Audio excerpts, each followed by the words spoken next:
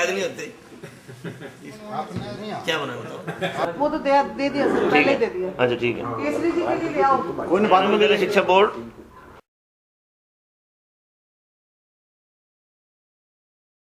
हरियाणा मुक्त विद्यालय सेकेंडरी और सीनियर सेकेंडरी, जिसमें सीटीपी, एसटीपी, आंशिक अंक सुधार, पूर्ण विषय अंक सुधार और अतिरिक्त विषय थे।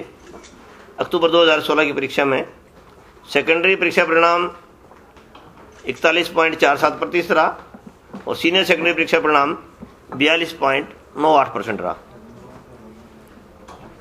जिसमें सेकेंडरी में 43,663 परीक्षार्थी प्रविष्ट हुए, जिसमें से 18,108 परीक्षार्थी उत्तीर्ण हुए।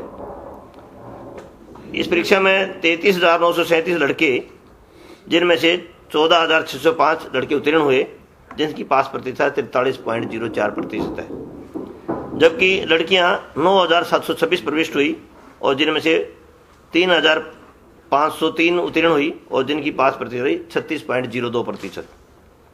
इसी प्रकार सीनियर सेकेंडरी परीक्षा परिणाम की विद्यार्थी 32,294 परीक्षा में प्रविष्ट हुए, जिसमें से 13,877 परीक्षार्थी उत्तीर्ण हुए।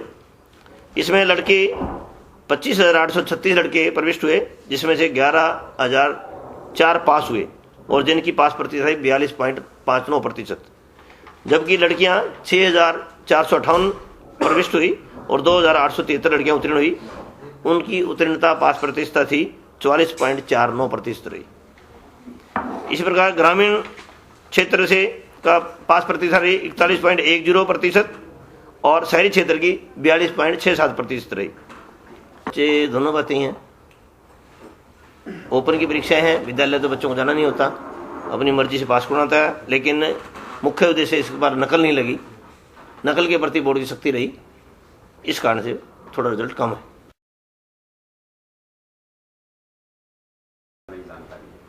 अब की बार ओपन की और रेगुलर दोनों परीक्षाएं मार्च में ही होंगी और इस बार जो सिटिंग प्लान रहेगा, प्रत्येक लाइन में 6 और 4 क्वेश्चन पेपर के सेट रहेंगे।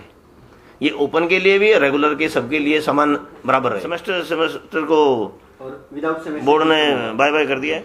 सेमेस्टर सिस्टम में थोड़ी दिक्कतें ये रही कि बहुत जल्दी परीक्षाएं होती थी और बच्चे पढ़ नहीं पाते थे।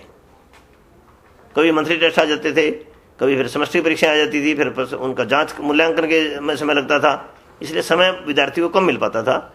एक विद्यार्थी को कम से कम 180 पीरियड एनुअल पर सब्जेक्ट मिलने चाहिए, वो बहुत कम मिल पाते थे।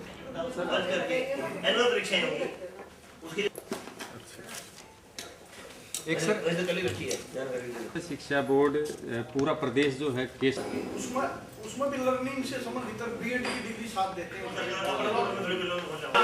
बोर्ड के कर्मचारी और शिक्षा विभाग इस बात पर सहमत हो गए हैं कि ओपन की और रेगुलर की परीक्षाएं एक साथ मार्च में कराई जाएं, ताकि जिससे जो पढ़ाने वाले अध्यापकों का समय बचे, उस स्कूल में अधिक समय दे सकें बच्चों के लिए। इस कारण से, और उन सबके 4 पेपर के सेट आते, 4 पेपर के सेट आए।